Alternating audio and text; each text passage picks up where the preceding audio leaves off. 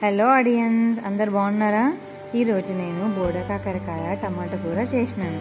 మీరు కూడా ఒకసారి వీడియోలో చూసి ట్రై చేయండి, ఎలా వచ్చిందో చెప్పండి. సింపుల్ అండి. జస్ట్ నూనె పోసుకోవాలి, ఒక బగోన పొయ్యి మీద పెట్టుకొని కొన్ని జీలకర్ర ఆవాలు వేసుకోవాలి. జీలకర్ర ఆవాలు వేసుకున్నాక వేడి కాగానే 2 పచ్చిమిర్చి, తర్వాత ఆనియన్స్ వేసుకోవాలి.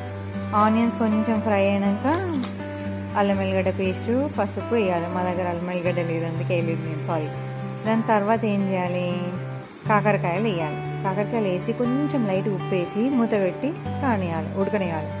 ఉడకనేసినాక తీసి టమాటాలు కట్ చేసుకొని పెట్టుకున్నాం కదా, అవి కూడా వేసేసేయాలి.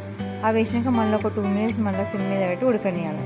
దాని తర్వాత కారం సరిపడినంత ఉప్పు వేసేసి మళ్ళీ పెట్టేసి ఒక ప్లేట్ పెట్టి మీద కొన్ని నీళ్ళు పోసి సిమ్ మీద 10 నిమిషాలు ఉడికిస్తే సూపర్ టేస్టీ వస్తుంది.